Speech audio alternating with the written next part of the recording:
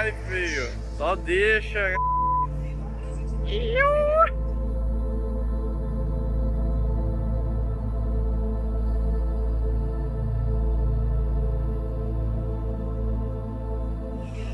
Nossa. Look that, bro. Look that one. See that one, bro. Woo! So wide with it. It was the day that anyone that spends a lot of time in the Outer Cape is kind of the day we live for. It was close to 80 degrees, sunny, great, fun waves. If you wanted to ride a longboard, sup, boogie board, surf, it was pretty utopic. It was one of those days. I was at Newcomb Hollow. I watched Arthur and Isaac run from the parking lot past us to look at the waves, and they were so excited because they saw how good the waves were, and I remember one of them said to the other, "It's even better than yesterday." And they were right. It was a great day for waves. Arthur was down for the weekend with his girlfriend's brother, who he was very close with, Isaac, who was 16 years old at the time. Arthur was teaching Isaac to surf, and they were standing in the water, and the water was like here.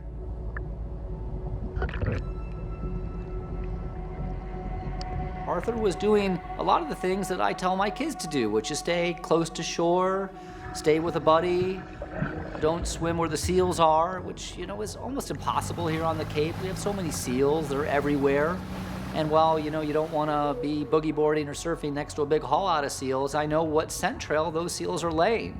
And I know what can be behind those seals. My wife was counseling my daughter not to go surfing that day because she was suiting up to go surfing right when Arthur Medici was in the water riding his waves. And my wife got on the phone, even with a bad reception there, and told her, absolutely not, you're not gonna go. And my daughter's response was, you know, I'm not alone. There's other people in the water. It's a perfect day.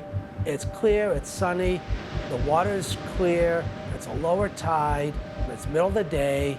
So I'm following all the rules that are up on that big sign that say don't surf early morning or late evening or when the water's murky or when it's cloudy.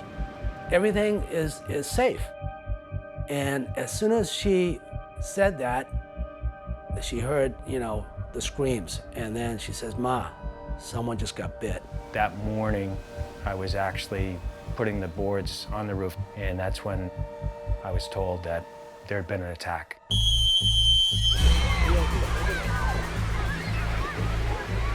A gentleman who was standing on top of the dunes said there was a lot of thrashing in the water. Everybody get up on the berm! Everybody get up on the beach! And that's typically what you'd see when a seal is being attacked by a shark. You know, there's a lot of thrashing of that tail fin. As I'm about to go down the dune, I see this cluster on the beach, and I was like, oh my God, like this is the real deal. So I dropped my board really, really quickly, and my natural reaction was just to run down there and see if I could help in any way. What happened to this poor kid? It was indescribable, actually, to see something like that. He was bitten on his leg, both legs, but one was worse than the other. I just saw him getting dragged under the water and then him appearing again with blood in the water. I got the boogie board strap, his boogie board strap, and tried to tie it around his leg to stop the bleeding, made a tourniquet. How do we get this kid back up? How do we get him have a pulse? How do we make this okay? And it was all hands on deck.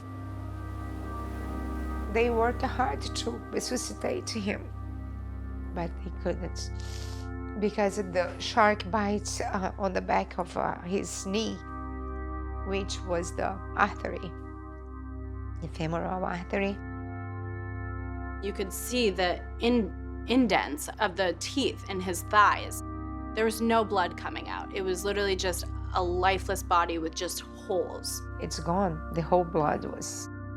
I have heard from various people, including scientists, that yes, he bled out in the water.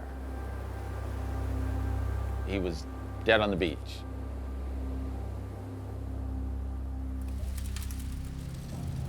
Isaac said that Arthur was looking at him and he just breathed. Last night, he said, I think he wanted to say something. And then he did this and passed out, died. It was very apparent that this was a fatal attack. And the pulse that was going through the community was very heavy. I remember that I was crying from Queens to Cape Cod. We got so much traffic on the way there. Everything was taking too long, and I was crazy. I was crazy. The closest trauma center is Hyannis. On Route 6, with lights and siren, is a very long time, in excess of an hour. That's a lifetime when it comes to injuries like that. I just ran to the inside of the hospital. I want to see him so bad. When they got there, he was still warm. When they see him, he was sleeping. And they said, Arthur, wake up. Wake up, Arthur. This is not true. Everything was normal. He was looking like he was sleeping. I thought I was dreaming. This wasn't real, but was real. I lost Arthur.